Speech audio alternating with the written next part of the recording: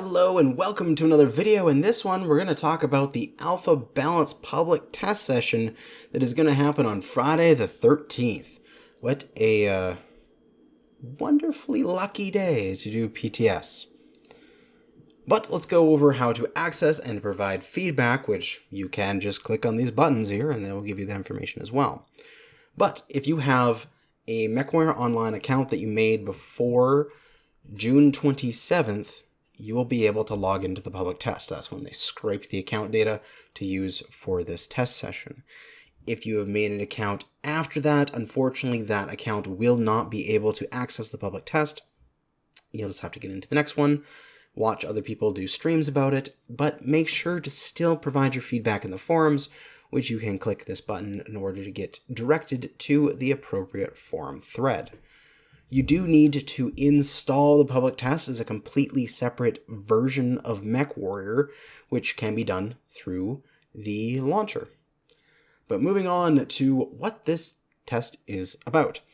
So in earlier posts, they outlay some current options as the PGI feels there is a damage discrepancy between the effective alpha damage cap of 94 for the clan side, which in this example, they're using a Deathstrike with a whole bunch of ER mediums, heavy larges, and Gauss rifles to say this is like the highest alpha that a clan can do, compared to the 60 to 65 damage that the inner sphere typically caps out at.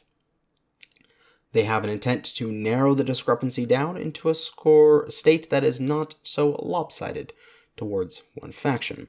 So the goal here is to reduce the strength of Clan Alpha Strike. In this PTS, they're doing two things. They're providing Clan Gauss Rifle recoil and reducing the damage on Clan lasers to have a closer look, to have a closer parity to the Inner Sphere lasers. Some more information on the structure of the test here. All quickplay matches are 4v4. They're only skirmish, conquest, and assault, the simpler game modes, rather than things like incursion and escort, so that you don't have to worry about those things. Very important to note here, matchmaker is not in effect because there's probably not going to be enough people on to have matchmaker work properly. So no PSR, no weight class matching. Take that into consideration when you are looking at the results of your matches in terms of whether or not you're winning or losing those matches. More often than not, you will just get a stacked team with some really good players and you will win. Or you're going to be against a stacked team and you're going to lose. Don't take the winning or losing as an indication of the balance.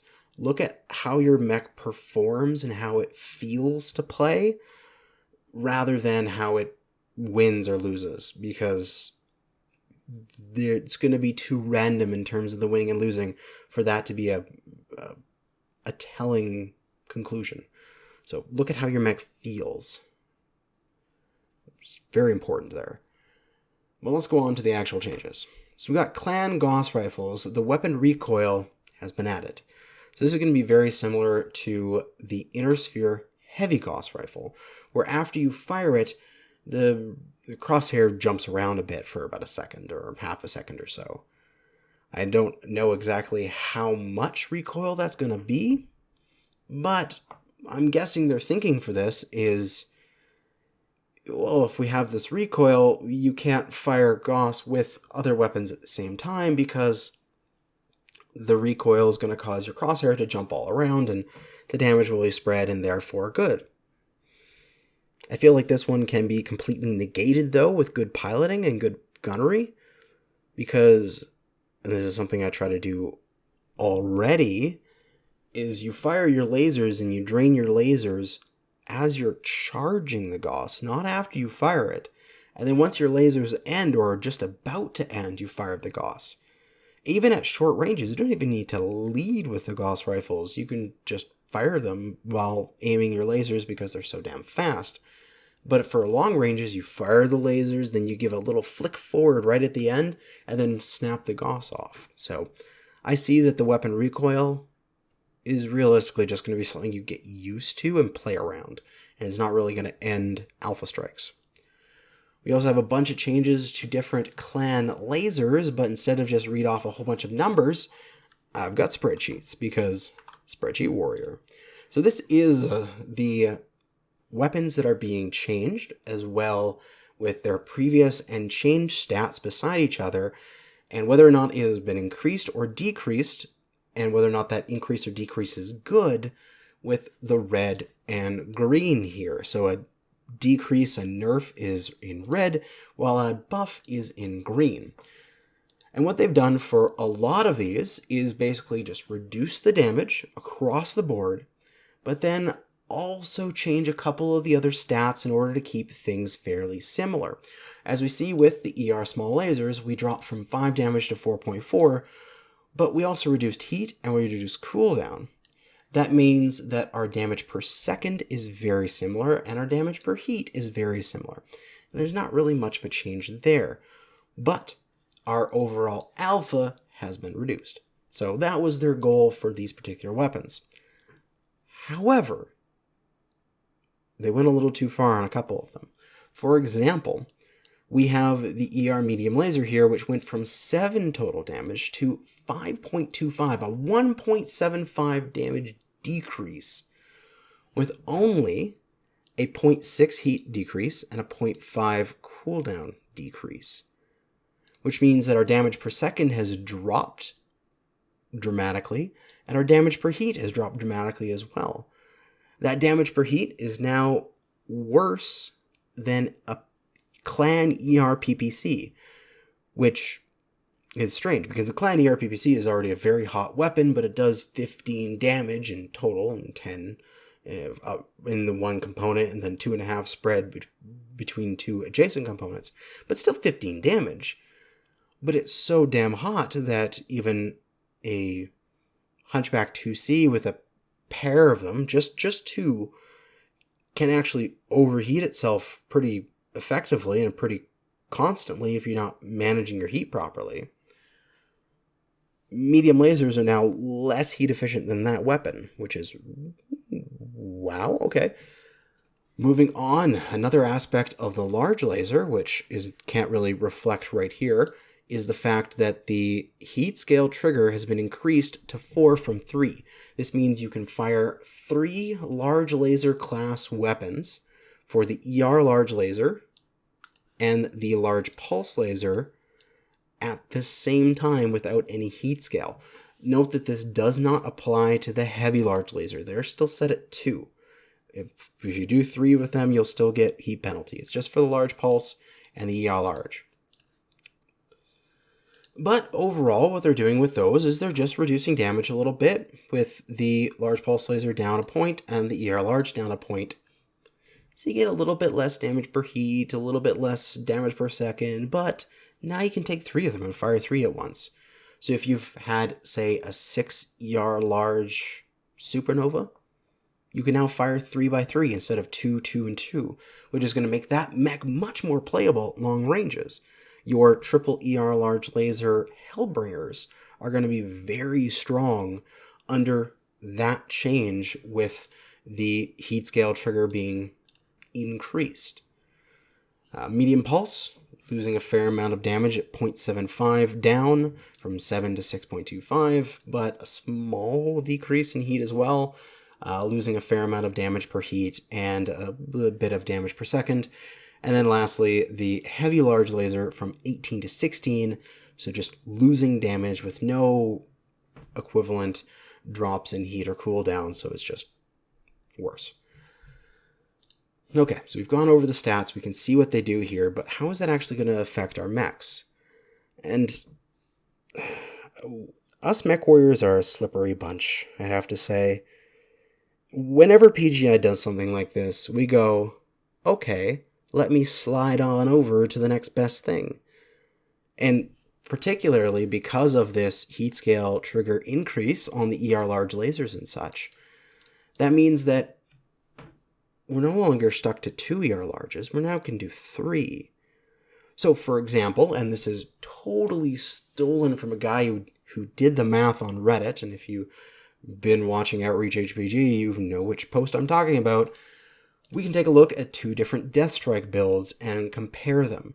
Now, the firepower in here is not going to be correct for the changed one, that is going to be this one. It's not 84, it's actually about 75, so just keep that in mind. But this is a very standard Deathstrike build nowadays. 80 damage done, we got a pair of Gauss rifles, 4 ER mediums, and a pair of ER larges. Everything is under the individual heat caps. We're firing all this stuff, the ER larges and ER mediums, relatively similar in terms of durations. The ER mediums have a duration of 1.25. The ER larges are, of course, longer, but it's 1.35. It's not that much longer. You can fire all this at once, and it's very similar to each other. You charge the Gauss halfway through firing your lasers and let them go at the end, and you do a bunch of damage, and it's very powerful and long range and great. Everything Clan is known for and is being annoying other people for as well.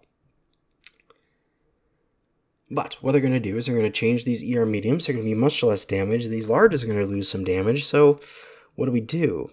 Oh, let's change one of the mediums into a large.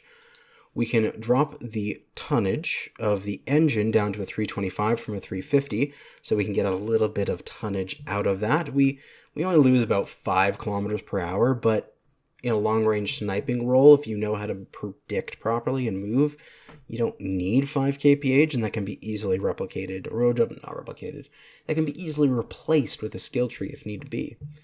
We change one of the ER mediums, specifically the one in this arm, to an ER large, and that's it.